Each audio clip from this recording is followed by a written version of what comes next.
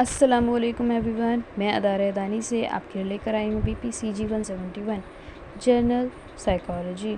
ठीक है, हमने बहुत सारी बुक्स अभी कवर करी हैं इंपॉर्टेंट चैप्टर्स की, उनमें से ये भी एक बुक है। ठीक है, अगर आपने वो नहीं देखी हैं बुक्स की वीडियोस तो मैं आपको डिस्क्रिप्शन में लिंक दे दूँगी, आप वहाँ से चेक कर सकते हैं। ठीक है, तो let's start first. Yes here देखिए, आप देखेंगे कि सभी मैंने सर्कल कर रखे हैं, और जहाँ तक मैं आपसे कहूँगी कि सभी इम्पॉर्टेंट है, आपको सभी करने पड़ेंगे।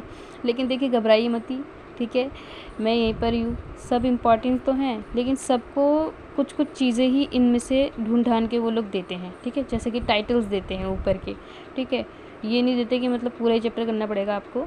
अंदर की कुछ कुछ चीज़ें हैं जो हमें इम्पॉर्टेंट करनी ही करनी है। ठीक है, तो let's start first chapter here. Okay, देखिए अब यहाँ पर क्या है, nature of psychology and social culture process of behaviour. ठीक है, तो इसमें से तो बस ये वाला इम्पॉर्टेंट नहीं है। ठीक है, बाकी सभी हमें करने हैं, क्योंकि देखिए फर्स्ट चैप्टर थोड़ा इम्पॉर्टेंट होता ही है, उसमें ज़्यादा हमें करना ही पड़ता है। ठीक है, ना चाहते हुए भी। चलिए इधर आइए। हाँ ठीक है, अब देखिए मैंने इस पर निशान भी लगा रखा है, मैंने तो ऐसे ही पढ़ा था। ठीक है, और देखिए ज़्यादा हार्ड नहीं है, अगर आप पढ़ने की कोशिश करेंगे ना आपको ये हार्ड नहीं लगेगा। बुक बहुत बहुत अच्छी बुक है। मैंने सबसे ज़्यादा गेन इसी में मार्क्स करे थे, 73। ठीक है, मेरे सब में अलग ही मार्क्स आए थे, लेकिन इसमें सबसे ज़्यादा मार्क्स आए थे मेरे। सब में अच्छे आए थे पर इसमें ज़्यादा अच्छे आए थे। ठीक है, ये कहने का मतलब है मेरा। तो इसमें आप देखिए पढ़ लीजिएगा। ठीक है, ओरिजिन, एवोल्यूशन, डेफिनेशन, कुछ भी आए, ओरिजिन आए, एवोल्यूशन आए, डेफिनेशन आए, हमें यही लिखना है, सब लिखना है। और चाहे वो पूछे या ना पूछे हमें यही लिखना होगा, क्योंकि देखिए ये बहुत ही इंपॉर्टेंट है। देखिए इसमें जैसे कि बोला गया है कि साइकोलॉजी 1817 से भी पहले से मतलब जाना जाता है। ठीक है, और साइकोलॉजी कहाँ से आया, ग्रीक वर्ड से आया। ठीक है, साइक मीन्स होता है सोल और ब्रेथ। ठीक है, लोगोस मीन्स होता है नॉलेज और स्टडी और इन्वेस्टिगेशन ऑफ समथिंग। ठीक है, अगर मेरे जबान फिसल जाए तो माफ़ करना। ठीक है, हो जाता है। और वुडेंट क्या, विलियम वुडेंट इसके सबसे इम्पॉर्टेंट वो है, इनको तो भैया रट ही लेना एकदम। जैसे ये ठीक है, बहुत ये एकदम बहुत ज़्यादा माने जाते हैं इसमें। ठीक है, और ये इन्हें फादर ऑफ मॉडर्न साइकोलॉजी भी कहा जाता है। और 1879 में साइकोलॉजी एक मतलब इमर्ज हुआ, एक फाइनली इमर्ज हुआ एक यूनिक फील्ड में। ठीक है, यहाँ पे मैंने लगा रखा है, फिर निशान लगा लीजिएगा आप लोग, और इसको पूरा ही पढ़िएगा पहले। ठीक है, और जो जो आपको इम्पोर्टेंट लगता है अपने आप से वो लगाइए, क्योंकि देखिए मैं थोड़ा बहुत ही ऊपर से बताऊँगा, वरना वीडियो बहुत ज़्यादा लंबी हो जाएगी। ठीक है, और डेफिनेशन आप यहाँ पे देख लीजिएगा। ठीक है, फोकस ऑन जो मतलब पहले के होते थे, वेदर डिबेटिंग सबसे ज़्यादा किस पे रहती है, psychology should focus on mind, consciousness और बिहेवियर। ठीक है, एंसेंट फिलोसोफर किस पे मतलब ज़्यादा करते थे, सोल पर स्टडी करते थे। देखिए माइंड पर नहीं करते थे, अब तो ज़्यादा वो करने लग गए, प्रैक्टिकल हो गए, लेकिन पहले वो सोल पर ही ज़्यादा बिहेव करते थे कि हमारी जो आत्मा है, आत्मा के बारे में ज़्यादातर बातें करते थे। ठीक है, अब यहाँ पर हम आएंगे इसका नेक्स्ट। देखिए और ना राइटर भी आप देख लीजिएगा, जो दास लिहाय, मतलब कुछ कुछ ना जो इजी आपको लगे वो आप याद कर लीजिएगा। ठीक है, अब हम आएंगे अपने इस पर, साइंटिफिक नेचर ऑफ साइकोलॉजी है ना। तो ये भी कर लीजिएगा आप लोग, ये छोटा सा ही है पैराग्राफ। ठीक है, इसको याद करना, लेकिन पढ़ना अच्छे से। ठीक है, और अब हम आ जाएंगे इसकी कैरेक्टरिस्टिक्स ऑफ साइंस पर। तो देखिए इसमें एम्पेरिकल ऑब्जर्वेशन है, सिस्टमेटिक अप्रोच एंड थ्योरी है, मेजरमेंट में डेफिनेशन है। ठीक है, हम पहले इसका बारे में थोड़ा सा डिफाइन कर देंगे कि क्या साइंस होती क्या है। ठीक है, इसमें लिखा हुआ ही है। ठीक है, और इसके बाद हम इन सबको भी खोल कर लिखेंगे। ठीक है, तो हमारा देखिए जो कवर करना होगा ना आंसर शीट, वो ज़्यादा कवर होगी। ठीक है, वो क्या पता 6 पेज में आ जाए तो कितना अच्छा रहेगा कि हम फर्स्ट में इतने अच्छे मार्क्स लेकर आ जाएँ, क्या पता हमें 15-18 मार्क्स दे दे, है ना। तो मैं तो ऐसे ही करती थी। ठीक है, अब ये वाला तो मैंने मना ही कर रखा है, मैंने क्यों कर रखा है इसको। ठीक है, मन नहीं करना है। मेथड्स ऑफ साइकोलॉजी, ये वाला हमारा इंपॉर्टेंट है। ठीक है, इसको करना ही करना है। एक्सपेरिमेंटल मेथड, ठीक है, कोरिलेशन मेथड और ऑब्जर्वेशन मेथड, ये सर्च मारेंगे तो आ जाएगा, मैं तो सर्च कर करके पढ़ा था। ठीक है, और एप्लीकेशन ऑफ साइकोलॉजी, ये है ना, ये हमारा इंपॉर्टेंट है। ये पूरा लास्ट चैप्टर से मिलता है। ठीक है, मैं आपको दिखाऊंगी ना, पूरा लास्ट चैप्टर इस पर बेस्ड है। ठीक है। तो एक तो हमारा चैप्टर ऐसे नहीं पड़ जाएगा, लास्ट वाला और फर्स्ट वाला एक दूसरे से एकदम रिलेटेड है, ठीक है। क्लिनिकल साइकोलॉजी आएगा, कम्युनिटी साइकोलॉजी आएगा, और इसे पढ़ेगा बहुत मज़ा आएगा आपको इस बुक पढ़ने में, बहुत ईजी भी है और मज़ा आएगा सच में। और जो भी आप सर्च मारोगे मिलेगा ईजीली, ठीक है। जो नहीं मिलेगा मेरे से पूछ लीजिएगा कमेंट बॉक्स में, ठीक है। और वीडियो अच्छी लग रही है तो लाइक कर दीजिएगा, सब्सक्राइब कर दीजिएगा, ओके। तो चलिए यही सब है, ठीक है। और social culture process underlying behaviour, ये वाला पढ़ लीजिएगा, मैंने तो नहीं पढ़ा था, चलिए ठीक है। अगर आपको पढ़ना, अगर आपके पास टाइम है तो आप पढ़िएगा, वरना छोड़ दीजिएगा, ठीक है। मैं तो ये बोलूँगी। अब हम आएंगे अपने सेकंड चैप्टर पर, यस, ये वाला बायोलॉजिकल बेसिस ऑफ बिहेवियर, ठीक है। न्यूरॉन्स इसमें इंपॉर्टेंट है, ठीक है। Classification and types of neuron, ठीक है। ये बहुत नर्व इम्पल्सेस बहुत इंपॉर्टेंट है।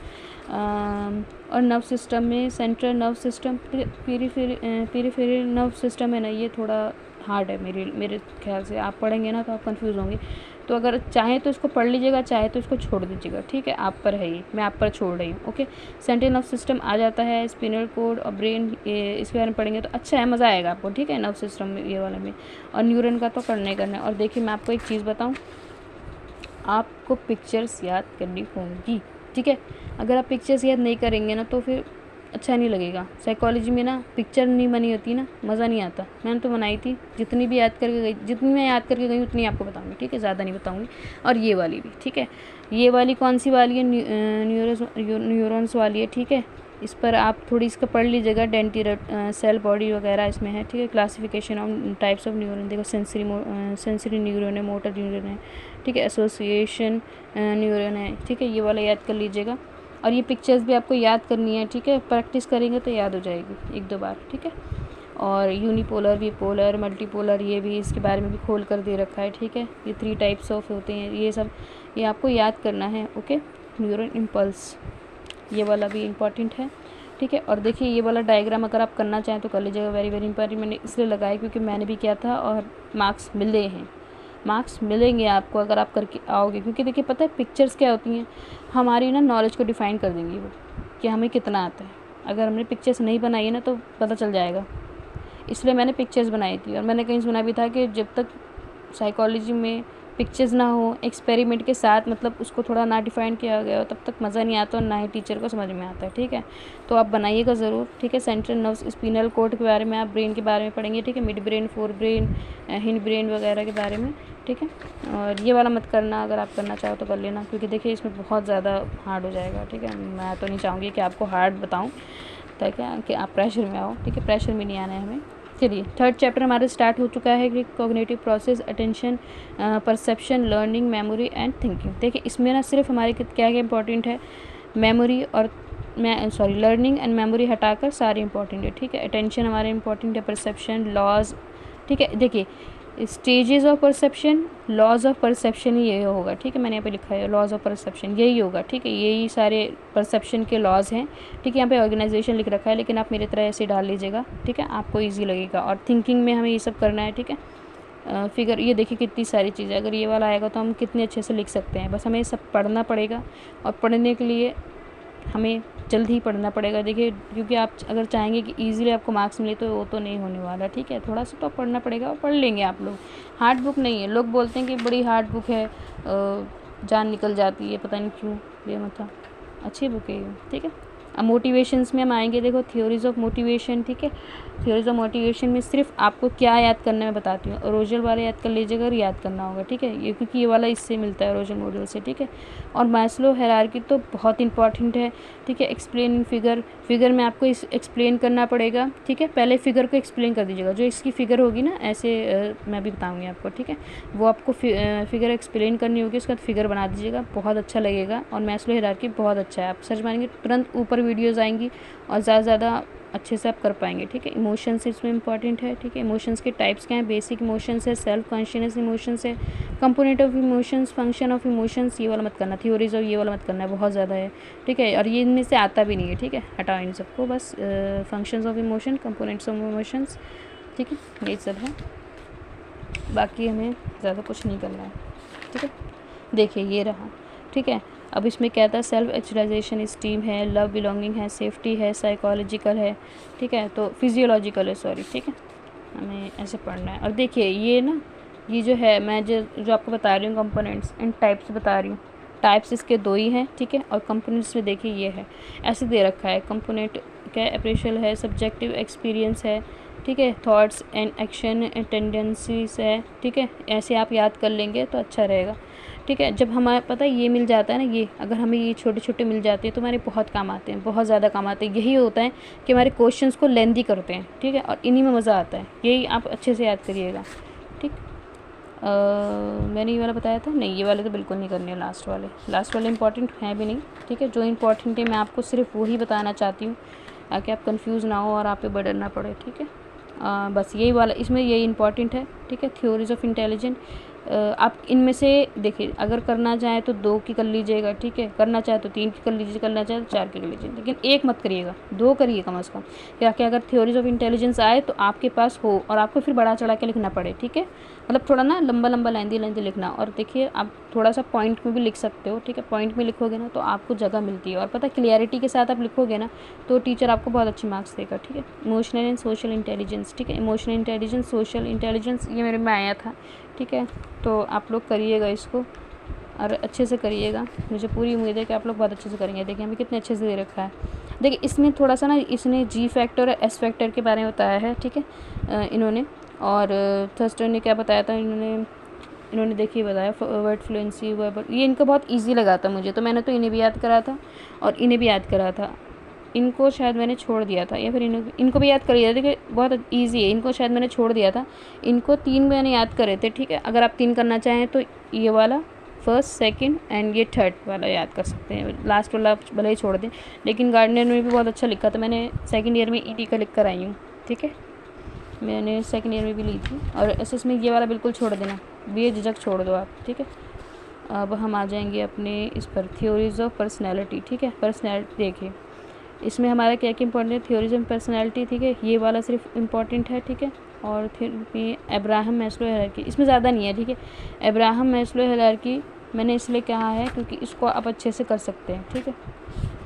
देखिए इसमें देखिए क्या आ रहा है, थ्योरीज ऑफ पर्सनैलिटीज़ में क्या दिया है था ना, सिगमंड फ्रूड को बताया गया है, ठीक है। इन्होंने, इनके बारे में आप पढ़ना, ठीक है। इन्होंने पता क्या बताया, इड के बारे में बताया, ईगो के बारे में बताया, सुपर ईगो के बारे में बताया। बहुत ही अच्छा, अगर आपको ये समझ में आ गया ना ये, तो आप इतना खोल कर इसको लिख दोगे ना कि आपकी आंसर जो शीट होगी बहुत भरेगी और मज़ा आएगा आपको करने में, ठीक है। उसको अच्छे से करना आप। और ये वाला देखिए, ये वाला फिगर वेरी वेरी इंपॉर्टेंट, मैंने वीवीआई लगाया, आप भी लगा लो और इसको याद कर लेते, वो ज़्यादा भारी भी नहीं है। कितना अच्छा होगा कि आप ये लिख कर आएंगे, बना कर आएंगे, इसके बारे में लिख कर भी आएंगे और आपको अच्छे मार्क्स मिलेंगे, बस बात ख़त्म, ठीक है। मैं ज़्यादा वो नहीं करना। सेक्सुअल स्टेजेस ऑफ डेवलपमेंट के बारे में भी इन्होंने बताया, ठीक है। ये 5 स्टेज बताई है इन्होंने, ठीक है। Oral stage, anal stage, phallic stage, latency stage and genital stage, ठीक है। इनके बारे में ना ज़रूर कर लेना मेरे भाइयों बहनों प्लीज़, ठीक है। बहुत ईजी चैप्टर ये वाला, ठीक है।